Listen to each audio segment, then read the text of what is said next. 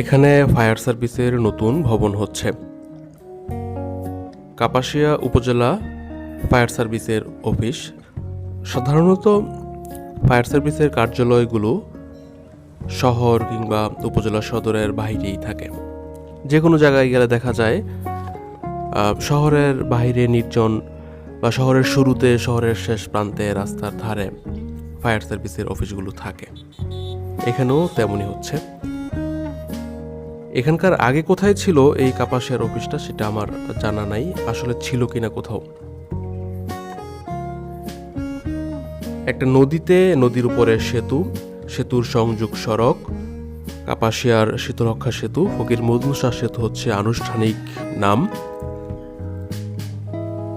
নদীর উত্তর পাড় থেকে দক্ষিণ পাড়ে যাচ্ছি সকাল 7:30। এই সেতু চালু হওয়ার আগে ফেরি ছিল, স্বাভাবিক ফেরি থাকবে সেতু হওয়ার আগে। আমাদের সেই ফেরির স্মৃতিটাও খুব জীবন্ত আমার কাছে, কারণ আমি যখন এসএসসি পরীক্ষা দিই তখন এখানে এই যে কাপাসিয়া পাইলট উচ্চ বিদ্যালয়, এটি ছিল পরীক্ষার কেন্দ্র। আর ফেরি চলাচল করত, আমরা ফেরি দিয়ে যাওয়া আসা করতাম। নৌকা তো ছিলই, খেয়া নৌকা। পরবর্তীতে 2005 সালের দিকে এই সেতুর উদ্বোধন করা হয়।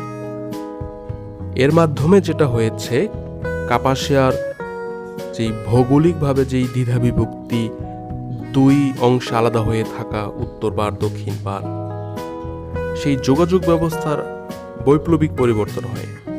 নদীর এক পাশে 8 ইউনিয়ন, অন্য পাশে 3টি।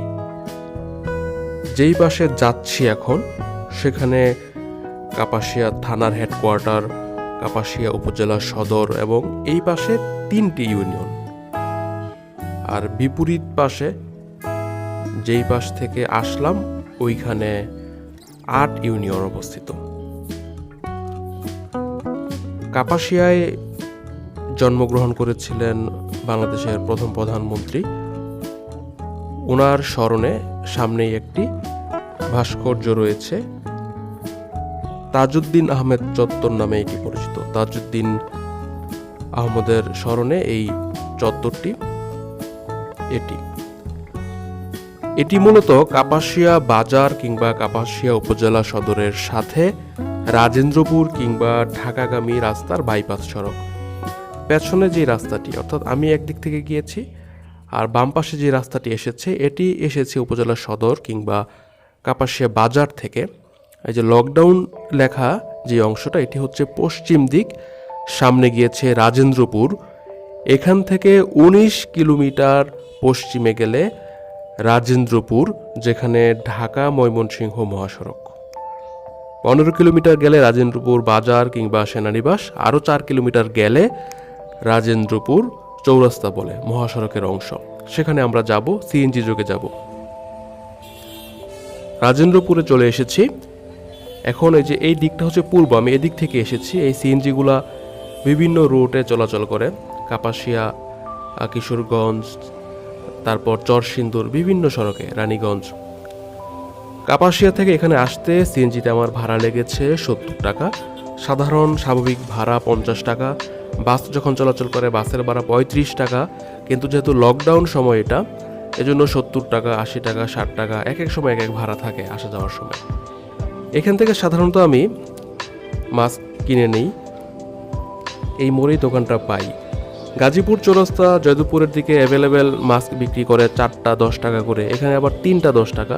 এখানে একটা দোকানেই পাই, এখানে হকারও কম। এখান থেকে প্রত্যেকবার আসার সময় সাধারণত মাস্কগুলো আমি কিনি আমার জন্য।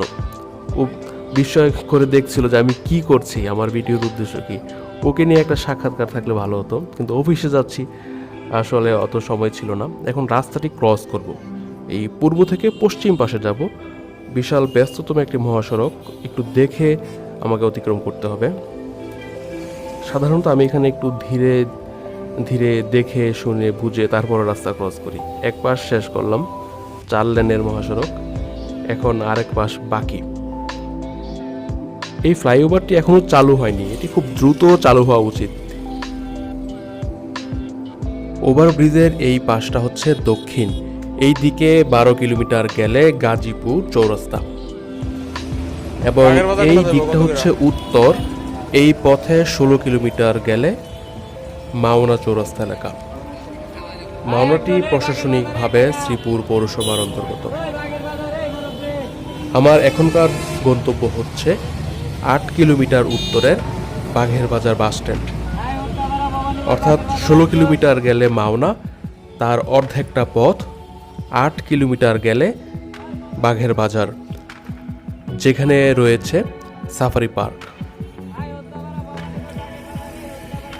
এই রিক্সা জনপ্রতি 30 টাকা নিয়ে ছেড়ে দিল। প্রথমে আমি উঠি, তারপর আরেকজন উঠল।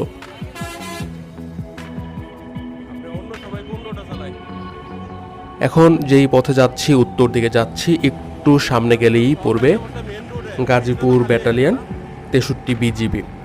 এখানে নতুন করা হয়েছে বর্ডার গার্ড বাংলাদেশের ব্যাটালিয়ন।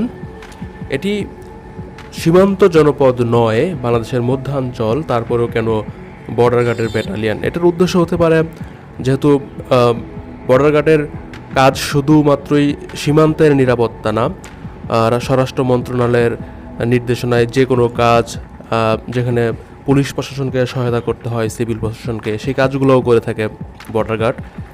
যেহেতু ইন্ডাস্ট্রিয়াল এরিয়া গাজীপুর, এখানে শ্রমিক অসন্তুষ্ট বিভিন্ন ইস্যু আছে, সেজন্যই হয়তো এটি করা হয়েছে।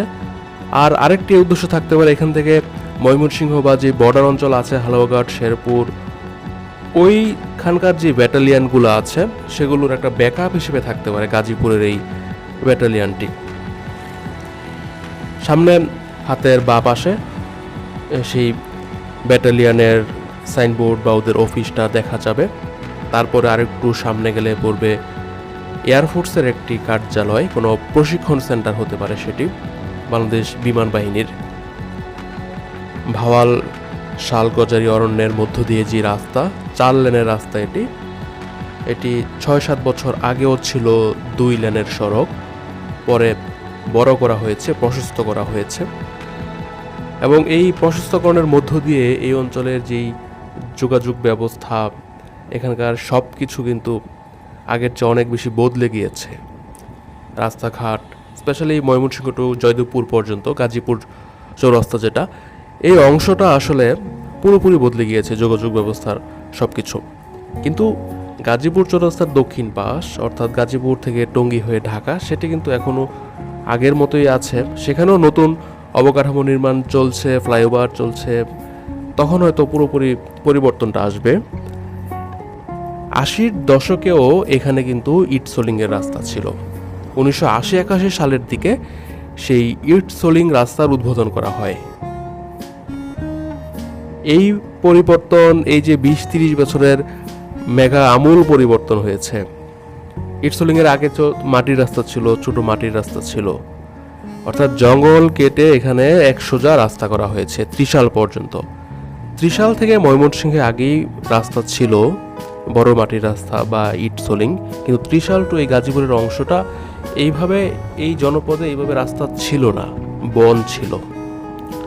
তখন পাকিস্তান আমলে বা 60-এর দশকে, 70-এর দশকেও, স্বাধীনতার পরেও ময়মনসিংহ থেকে ঢাকার মহাসড়কটা আসলে ছিল টাঙ্গাইল হয়ে, এই গাজীপুর হয়ে না। 80-র দশকের পরে এটা এক সোজা একটা মহাসড়ক করা হয়েছে। তখন ময়মনসিংহের মানুষ রেলপথে বেশি কমিউনিকেশন করতো ঢাকার সাথে। তারও আগে মুঘল আমলে, সুলতানি আমলে, ব্রিটিশ আমলে তখন নৌপথে ময়মনসিংহ টু ঢাকা পণ্য আনা নেওয়া চলতো। সেটি ছিল যোগাযোগের একটি ভালো মাধ্যম। কথা বলতে বলতে চলে এসেছি হোতাপাড়া। এখানে বেশ কিছু প্রতিষ্ঠান রয়েছে, বৃদ্ধাশ্রম রয়েছে একটি বড় আকারে, জয়দেবপুর থানা রয়েছে, তারপর নুহাসপল্লীর যে সাইনবোর্ড এখানে দেখা যায়, এখান থেকে ভেতরে গেলে নুহাসপল্লী, খুবই গুরুত্বপূর্ণ একটি জায়গা আসলে হোতাপাড়া। এখানে শুটিং হয় অনেক, ভিতরে শুটিং স্পট রয়েছে। সামনের দিকে চলে আসলাম ভবানীপুরের দিকে। ভবানীপুরে বঙ্গবন্ধু সাফারি পার্কের একটি গেট, আরেকটি গেট হচ্ছে বাঘের বাজারে। সব মিলিয়ে 2টি গেট মহাসড়কের পাশে দেখা যায়, বঙ্গবন্ধু সাফারি পার্ক লেখা।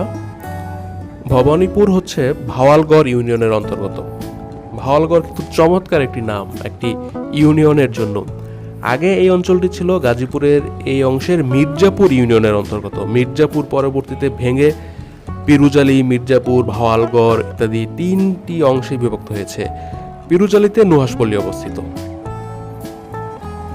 একটু আগে যেই হোতাপাড়ার কথা বললাম, দেখিয়েছিলাম, সেখান থেকে 4-5 কিলোমিটার পশ্চিমে গেলে নুহাশপল্লীর দেখা পাওয়া যাবে। আমরা যাচ্ছি উত্তরের দিকে, বাঘের বাজারের দিকে। পরবর্তী বাস স্ট্যান্ড হচ্ছে মেম্বার বাড়ি, তারপরে বাঘের বাজার। রাজেন্দ্রপুর থেকে বাঘের বাজার 30 টাকা ভাড়া নিয়েছে। মাঝে মধ্যে এটা আরও বেশি দিতে হতো, যখন ভেঙে ভেঙে আসতাম। হোতাপাড়া, তারপর মেম্বার বাড়ি, বাঘের বাজার, এইভাবে ভেঙে আসলে খরচটা বেশি হতো। লকডাউনের আগে যখন মিনি বাস চলতো, এই পথের ভাড়া অর্থাৎ 8 কিলোমিটার রাজেন্দ্রপুর টু বাঘের বাজার ভাড়া ছিল 10 টাকা। এখন এখানে রিক্সা করে যাচ্ছি, খুবই ঝুঁকিপূর্ণ একটি বিষয়। মহাসড়কের রিক্সা মারাত্মক ঝুঁকি, তীব্র ঝুঁকি। 30 টাকা ভাড়া, কখন এটি বেশিও হয় কমও হয়। এখানকার অসংখ্য গার্মেন্টস রয়েছে, হাজার হাজার শ্রমিক। এই লকডাউনের কারণে পশুদের পরিবহন খরচটা অনেক বেড়ে গিয়েছে, সবারই বেড়ে গিয়েছে। সামনে যে কয়েকটি উঁচু ভবন দেখা যাচ্ছে, সেটি একটি গার্মেন্টস, এখানকার মন্ডল গার্মেন্টস। সেখানেই বাঘের বাজার, সেখানেই থামবো। এবং সেই গার্মেন্টসের এখানে 3 রাস্তার একটি মোড় আছে। ছোট একটি রাস্তা এসে পশ্চিম থেকে এসে এই মহাসড়কে মিশেছে। সেই পশ্চিম থেকে যে রাস্তা এসেছে, সেই রাস্তা ছোট রাস্তা, সেটি ধরে 3 কিলোমিটার গেলে বঙ্গবন্ধু সাফারি পার্ক। এবং সেখানে শিল্প ইন্ডাস্ট্রিয়াল জোন, তো রাস্তার অবস্থা অত ভালো না, খুব ছোট রাস্তা। এতক্ষণ কথা বলছিলাম আমি নাজিব মাহফুজ খান। ফেসবুকের পেজের নাম নাজিব মাহফুজ খানের ভ্রমণ গল্প। ইউটিউবের চ্যানেল ইংরেজিতে লেখা নাজিব মাহফুজ খান। পুরো বাংলাদেশকে খুঁটিয়ে খুঁটিয়ে সবার মাঝে এভাবেই তুলে ধরতে চাই। এবং আমার 64 জেলা শেষ হয়েছে ভ্রমণ 16 সালেই। এখন সবগুলো উপজেলা ভ্রমণের চেষ্টা করছে, এবং পরবর্তী লক্ষ্য, সেটা আপনাদের কাছে শুনতে পাগলামি মনে হতে পারে, বাংলাদেশের সকল ইউনিয়নে আমি যাব যদি বেঁচে থাকি। সকল ইউনিয়ন ভ্রমণ করা আমার এখন আরেকটি মেগা লক্ষ্য।